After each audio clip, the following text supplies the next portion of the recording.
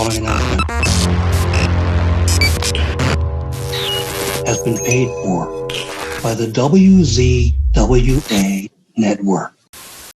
Hello, everyone, and welcome to the WZWA fucking network, and welcome to my review show here, right fucking now, of Impact Wrestling's Against All Odds 2022. I'm Karlifornia. You should fucking know that by now if you're tuning in, especially tuning in for a review of a show that probably finished 12, 13 hours ago. This is a late one, a late review. It's now like 11:30 at night for me. So look, life gets in the way. I had a lot on today. I couldn't get to watching all of this pay-per-view until like 8, 9 p.m. tonight. So, or this evening. So that's on me. Sorry if it's a late review, everyone, but you know, I'm constantly putting this channel and everyone else before myself. Today, I wanted to play a little bit of the Nintendo Switch. So I wanted some me time for once. Okay, let's get on with a fucking review. Okay, let's start with Black Taurus taking on the Laredo Kid. I was not aware that what I was watching was the pre-show. So I was a little miffed as to why this match was on the show, but now it makes sense because it was on the pre-show. So yeah, nothing against either of them, but they had an uphill battle to get me into the match because, and I like both of them, but this is a cold match. Taurus is pretty good, I will say that. I'm still not sold on the gimmick, but that's just me. I think it would make a pretty cool figurine, though. The crucifix bomb was good that Laredo hit on Black Taurus, but then he followed it up by running away from his opponent and springboarding, and then he got fucking belted for it. Again, I hate this spot that we see in pro wrestling. You have a guy right there in front of you. He's slowly getting to his feet, and you turn and you look the complete different direction, and you get yourself ready, and then you run. Then you run to the ropes, and then you jump and you springboard back. Who would do this in a real fucking fight? Yes, I understand lucha libre and that style of wrestling. I understand it. But for the love of fucking God, he's not the only one that does this. I can't, like, they're in the middle, boom, a few forearms in the middle of the ring, then the person will turn and run. Like, fuck off with that shit. No one does that in a real fight. And why would you springboard at him like that? I don't like spots like that. Okay, let's move forward. Moonsault to the outside. I mean, it's impressive, but we see this so often these days. It just feels like it doesn't mean anything anymore. Nothing against the moonsault itself, nothing against the Laredo Kid.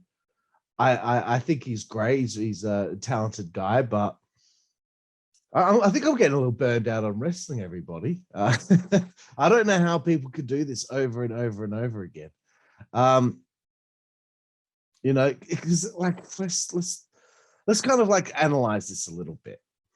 So when I was a kid, a day at the park sounded fucking awesome, right? But after a while of going to the park, it no longer has its exciting, you know, you no longer have the exciting feeling toward it anymore because it's a dime a dozen. You've gone to the park 1,000 times. So you find the next exciting thing, and the next exciting thing might be playing video games or whatever. Do you understand what I'm talking about there? It's just, I'm always looking for something else now because I see certain things over and over again. What's the next thing that we've got? We need the next thing. Man, I don't know if someone's going to have to die, probably. Anyway, the pop-up Samoan was dime. Taurus with that fucking thing off the top rope. I don't know what that was. That was insane. And then he laid him out. Good. I'm glad Black Taurus won the match. Let's just fucking get through this because I just spent way too much time on the opening match of the pre-show. Digital media title, the championship that still, I don't know why anyone would think that this belt matters whatsoever. It's got a dumb name. I've never liked it. I'm sorry. Rich Swann takes on Brian Myers. Okay. It's a shame about Willie Mack. I really like the duo of Rich Swann and Willie Mack. I don't know why Willie left, but then again, W. Morrissey left, Jonah left. I have a feeling that the Briscoes are already gone, and I'm going to be very disappointed if that's the case because I wanted to see a full run from them in Impact. But we'll get to talking about that a bit later. Again, I've said it in every Impact review that Rich Swann is on. The leg slaps. You don't need to slap it like that or make the noise of the slap so loud. It sounds like a gun going off. And it makes your hits look, the effect of the hit or the kick to the head or whatever, it makes it sound very impressive, but geez, it makes it sound so ferocious that you could probably win with just hearing the smacking sound. Is what I'm trying to fucking get out. That it sounds so ferocious that it should be having more of an effect on your opponent when they're selling. So it's a dime a dozen. Like you guys, all you wrestlers out there, you can keep kicking each other square in the fucking head over and over again, but it's not realistic that someone's like, I hate getting on these rants, but what Kenny Omega does, he's fucking running knees to people's fucking heads, man. And he does like 10 of them in a match. And I'm just like, man, like no one can withstand shit like that, Anyway, there was a Death Valley driver onto a computer monitor. Oh, by the way, this was a .combat match. Fuck me. Another thing I want to bring up that I hate, someone has just taken a bump. They're on their back facing up. The person wants them to their feet. So what do? They grab their leg and then they roll them and they roll them through and they end up on their feet. Who fucking started doing that shit?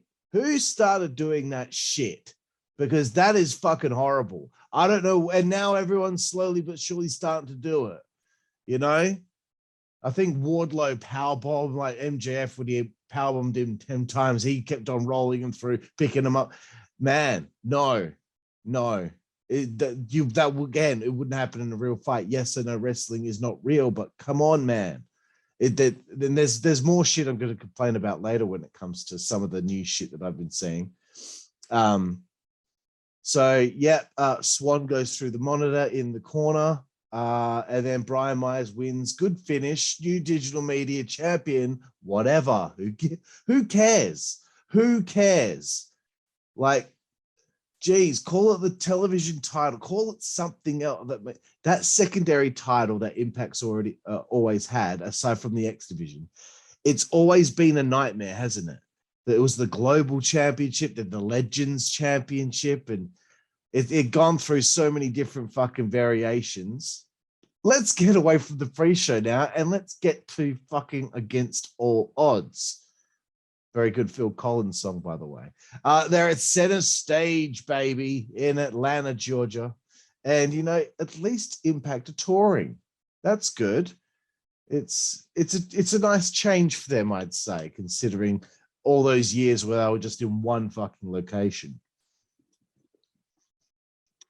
I'm fucking thirsty. Okay, let's get on with the show. Ace Austin and Chris Bay from the Bullet Club taking on the Motor City Machine Guns. When I saw that this was the first match, I was like, and this is nothing against either team. I'm just like, fuck, I was not sure if this is the way I want the pay-per-view to start for myself. I think I was just in a bad mood. Let's just say that. I'm tired and I've had a long day of gardening and all this shit. So, and playing Switch, of course. So I had a hard time getting into it early on. here's the next complaint. We all know that there's a maneuver called the Irish whip where you grab someone by the arm and it's up. Look, it is kind of dumb, don't you think? Like you whip someone and then they bounce off the ropes and come back at you. It's so dumb, but in the world of wrestling, when when you're really a fan and you're really trying to suspend that disbelief, of course, you let that shit slide. You let it slide. But now I'm seeing guys just grab their opponent by the back of the head and throw them off the ropes like that. No, I'm sorry, but like, I think the Irish whip, it as ridiculous of a move it is, using the arm and yanking them and pushing them through, that's going to actually propel them to have to bounce off the ropes back at you or fly into the turnbuckle. I don't think grabbing someone by the back of the neck like that and then just like lazily throwing them, fuck up with that shit. Okay, it might make sense if someone massive was doing it to you and you're a much smaller man, then okay. But when you're both the same size, no, stop it. Okay. I hate the back rake spot. The too sweet whoop whoop, fuck up, man. It's so annoying. It's fucked. Just fucking shut up.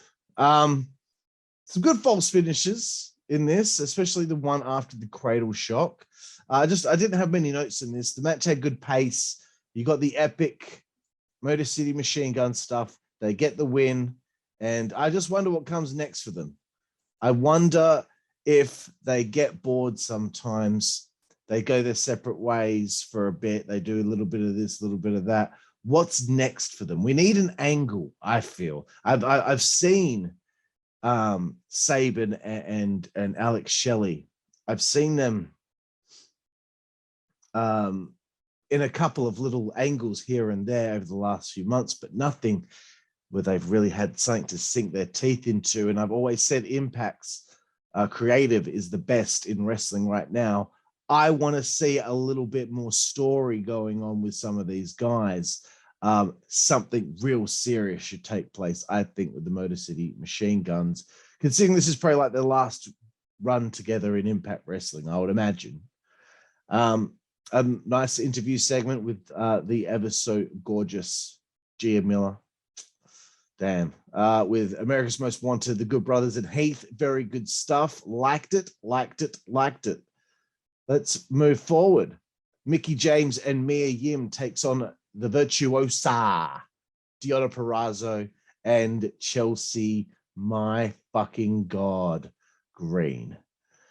Chelsea should have had her own entrance. I love that Hot Mess song with the sexy guitar riff.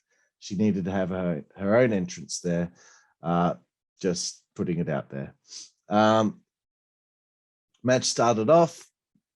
Mickey's like kind of like in a league of her own sometimes. She's very, very good motherfucker. She got dumped on the head at one stage, and Chelsea missed a pump kick by about 5 meters on Mia Yim at one stage. Mia, if she got nowhere near you guys, you gals have got to fucking learn how to pivot, and you don't sell something if it didn't fucking hit you or didn't at least look like it hit you. Okay, when Terry Funk was in an exploding barbed wire, we just did a reaction video of it the other day. The explosion in the exploding barbed wire match against Cactus Jack in '95 at Kawasaki Stadium. It was botched, so they improvised. They had another 10 minutes in the match, so it's not hard to pivot. If something doesn't go right, it's not hard to pivot. That's what I'm trying to get across here. But then again, I wasn't in the ring at the time. I don't know what spot was planned next, but I don't know. Maybe that's nitpicking for the sake of nitpicking. And I like both the ladies. Trust me. Dude in the front row at the entranceway, get off your fucking phone, bro. Get off your fucking phone. All right? I'm stuck here in Perth, Western Australia. I'd love to be in that front row fucking seat. All right? I would love to be there. Get off your fucking phone, cunt. Right. Chelsea pins Mickie, which is good for the story. because Chelsea never seems to get the big wins when it gets to that situation where it's time to get that big win. It just seems like she falls a little short. The character, that is. So good to see her get the pin on Mickie. The finish was a little botched. I think Chelsea was a little off tonight. That's okay. We can't all be perfect all the time. And she's pretty close to being perfect in most other ways. I wonder why the Briscoes aren't on the pay-per-view. Seems a little peculiar. Yes, peculiar that they're not on the show. I'll talk about the Honor No More thing a little bit later. Let's get to the X Division title match. It's Speedball. Mike Bailey taking on Trey motherfucking Miguel. Trey, I feel he does things I've never seen before. So you know how I wasn't complaining about Laredo Kid, but just how I get bored of the same spots you see all the fucking time. Now everyone does a Spanish fly. Everyone does a fucking Canadian destroyer. Everyone does a fucking moonsault to the outside. But Trey Miguel does all these tiny little things that I think to myself, I've never seen that before. I've never seen that before. This motherfucker is a true innovator right now in a time of the wrestling business where almost everything has been done, and every move that ever meant something, a tombstone, a super kick, a DDT, now gets used as a regular fucking move. Fuck all of you cunts for ruining wrestling. Okay. But then Bailey, okay, Mike Bailey does this springboard moonsault to the outside from the inside of the ring to the, it's fucking crazy. I love it. But I started getting restless during this match. I think it's because I was looking at the time. I was a little tired. I just want to kind of get to the review already. Anyway, the story of both of them working on each other's knees made this interesting. This was an interesting match. There's at least some semblance of psychology here. It's not fucking hard. X Division, after all these years, man, we're at this stage right here, right now, and I go into these matches always with a bad attitude, and by the end of it, they fucking get me. So props to the guys from the X Division over the last year in Impact, because I always go into it negative and then they win me over. Trey, speaking of winning me over, leaping Hurricane Rana that we jumps over the ropes and Hurricane Rana's Bailey off the fucking ring apron. Insane, bro. Insane. He won't be able to do that in 10 years' time, probably, but that's okay. Hit as many of them as you can now. It's a great match. The fans chanted "Fight Forever." If they fought forever, they'd likely shit themselves in the ring or die of dehydration. So we don't want that, bro. I don't know what Bailey hit Trey Miguel with to win the fucking match. That was insane. I don't know what that fucking thing was, but good shit. I'm happy for the guy. I didn't know shit about him until he rocked up whenever he rocked up a few months ago. And now I like, okay, cool. We've got a Speedball Mike Bailey match. Fucking sick. Let's do this shit. You know, I wouldn't have thought that before because I didn't know he existed. And that's not on him. I didn't have the fucking platform where he was, you know, where I saw him. Okay. So don't chastise me, bitch. Right. if you're gonna say anything to me about not knowing who Speedball Mike Bailey is, fuck yourself. Who am I talking to? Right. Again, the Impact do the best by the females in the business today because we have 3 matches on this show with females in it. How hard was that? So this next matchup, Tenille Dashwood and Gisele Shaw is kind of joining the ranks of the Influence to replace the injured Madison Rain. They take on Rosemary and Taya Valkyrie for the Knockouts World Tag Team titles. I keep forgetting to write notes. I'm like halfway through the match just watching it. I'm like, oh, fuck, I need to write some shit down. Otherwise, I won't have anything to fucking say. I found out this week that Gisele Shaw is actually transgender. I could not have thought. I wouldn't have thought, because it looks like a girl to me. So I think it's the Filipino thing. They know how to do that over there. So hey, you sold me. You sold me. I thought that you were a woman. So, and you are. I'm sorry, you are, but you used to be a guy. That's all I'm trying to say. I'm not a fan though of a different change here. Tenille's haircut. I did not like Tenille Dashwood's haircut. What a dumb fucking comment. Long heat on Taya Valkyrie, built up well for the hot tag. Props to Rosemary. She's always in character. Really, I'm really always impressed with her character work, because you got all these spots to fucking remember and you match it. She always remembers to stay in character.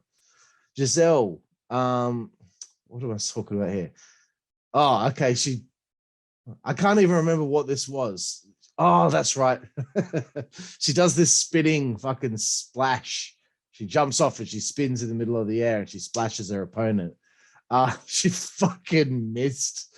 She missed Rosemary by a fucking a fucking mile on it.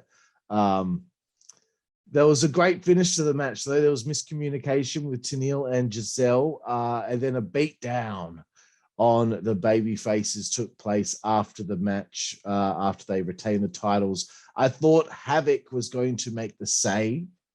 She did not. And then Masha Slamovich, I don't know. I've heard the name a few times from some friends, but I don't know who she is. She came out. She gave an envelope to Tenille Dashwood. I guess there was a picture of Tenille in there with a crossed out. I don't know. You couldn't see it. It would have been nice to get a nice tight shot in of what she was fucking upset over, because I don't know. I don't watch the weekly show.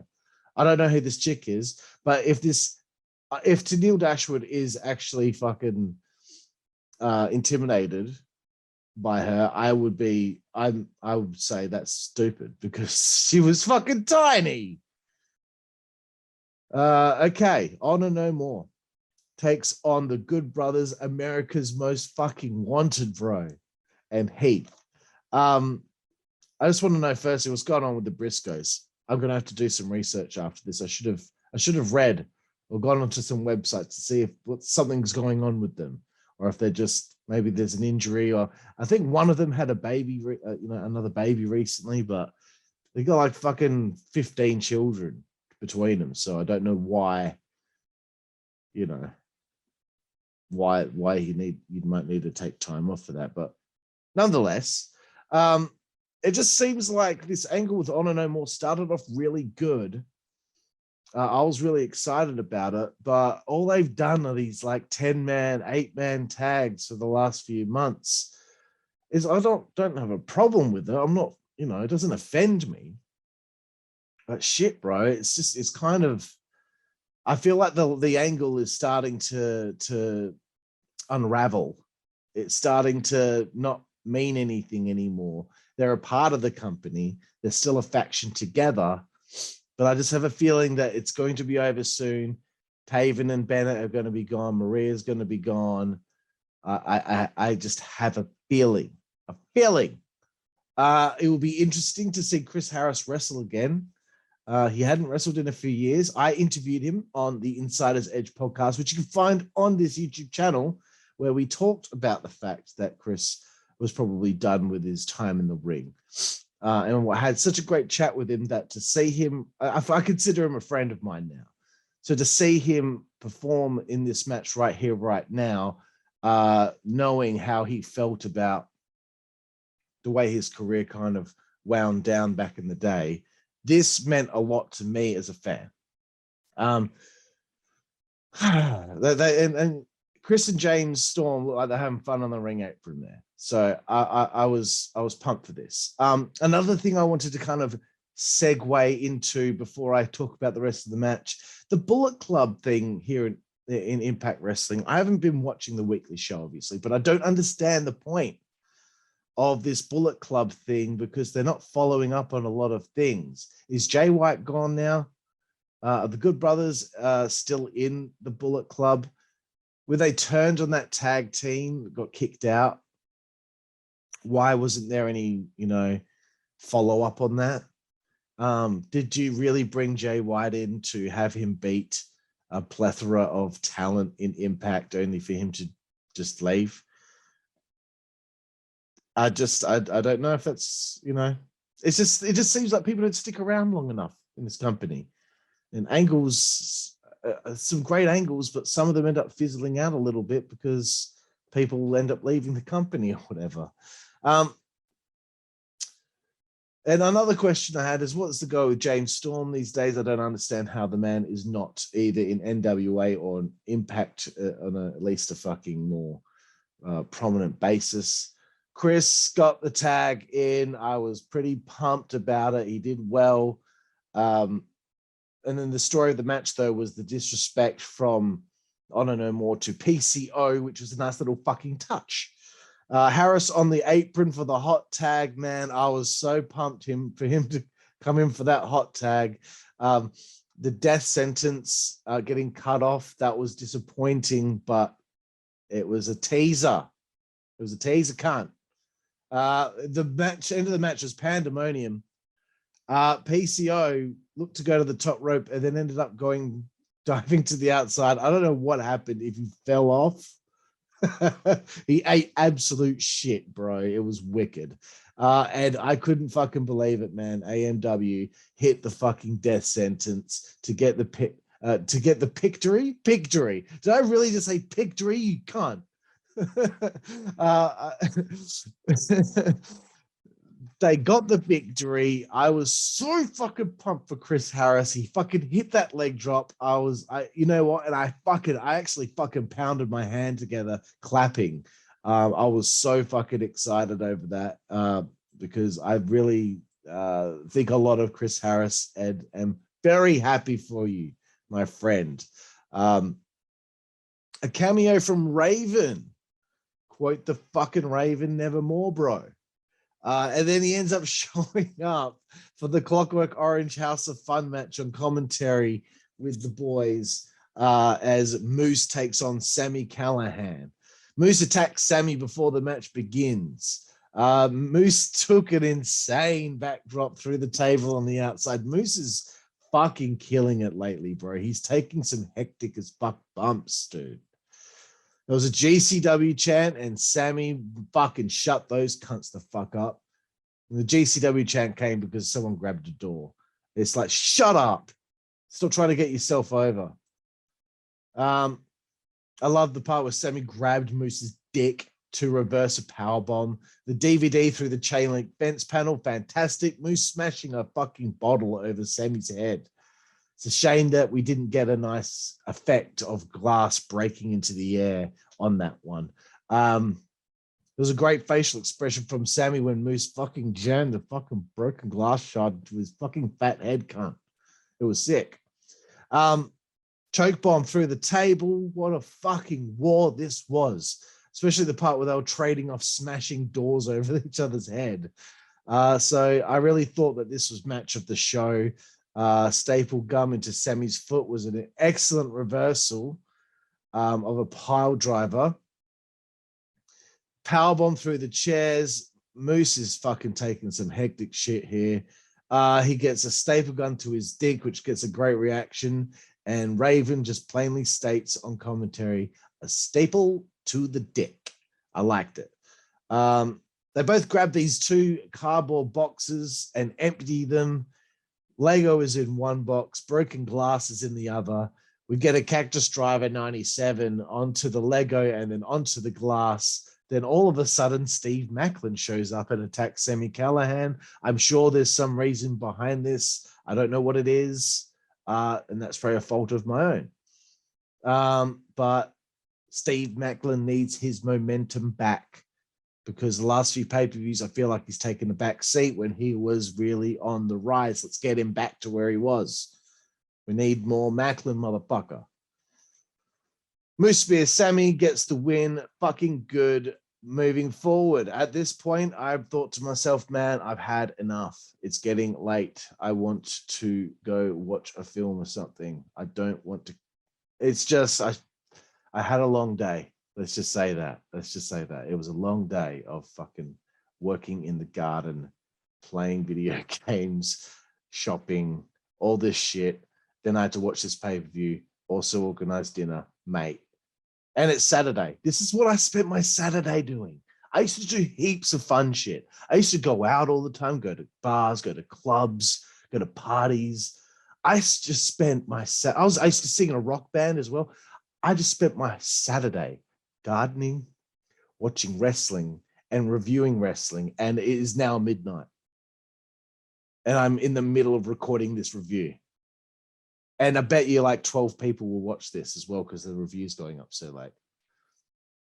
All this effort. I'll stop whinging. I'm sorry. Okay, let's get on with it. Knockouts World Championship match. Jordynne Grace, the surprising new champion, takes on Tasha Steelz. I never really got into Tasha as champion. I don't know why. I guess it might have helped if I watched the weekly TV show. So when it comes to Impact, I kind of give a little bit of leeway here and there if something doesn't quite make sense because I don't keep up with the results either. I probably should. But I always thought Deonna Purrazzo should still be the main biatch on Impact. I don't know why I said biatch. When have I ever said biatch? Jordynne randomly won the title at Slammiversary. I'm not offended by it. I just didn't see it coming. Savannah Evans, I thought she did a good job of being the course changer of the match. A la Diesel. Very similar. You do one thing at one fucking thing when you're outside that ring as an insurance policy for someone. You do that one thing and it changes the whole course of the match. That's how you get someone over, motherfucker. Sometimes I get tired of wrestling matches, though, where it's always this case of both being taken to their limit. Some people out there ever get tired of that, you know, because I don't know, bro. It's just stalling suplex off the second rope by Jordynne was sick. And then soon after that, she hit the Grace driver. This was a good match between these two. And I feel bad that I went into it negative. Or feeling negative, not for any bad reason. I just felt, I don't know. I think it was just getting late. I'll stop bringing up my personal life. Okay, let's get to the main event of the fucking evening.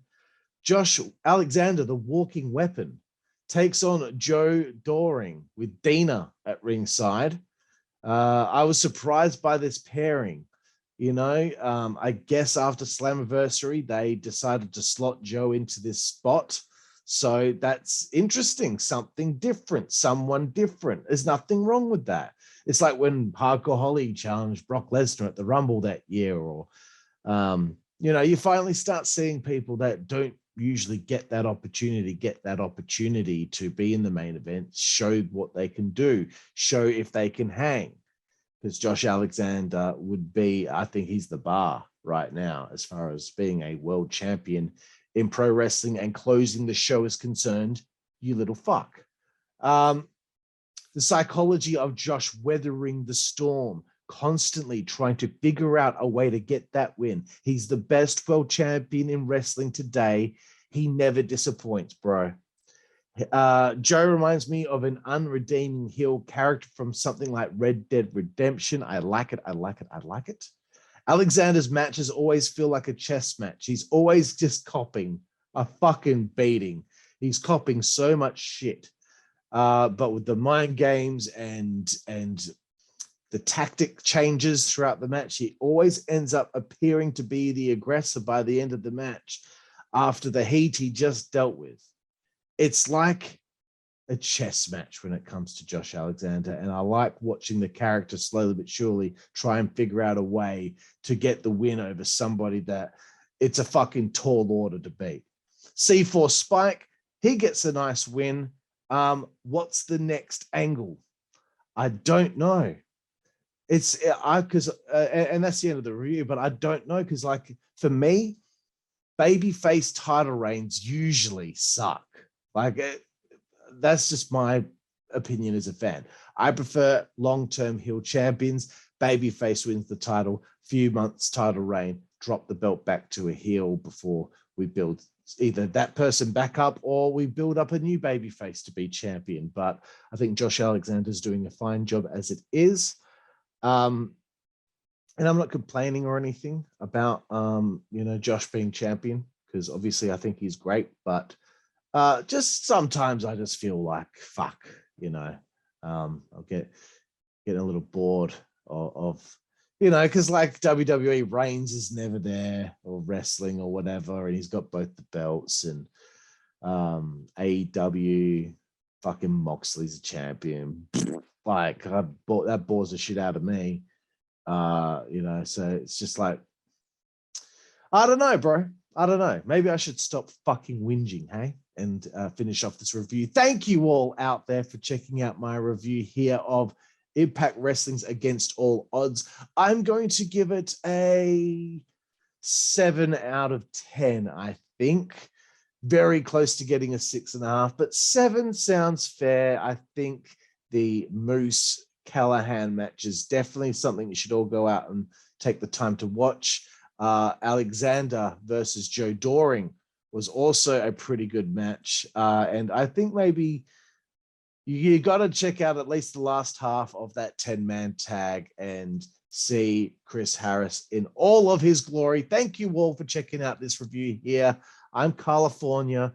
Please join me again for tomorrow's review of WWE Money in the Bank. Please subscribe. Please like this video. Please hit the bell. And we will see you down the fucking road. Network, that's the way we play. Good God Almighty. Network, that's the way we play. Get puppies. Network, that's the way we play. Get. The following announcement has been paid for by the WZWA Network.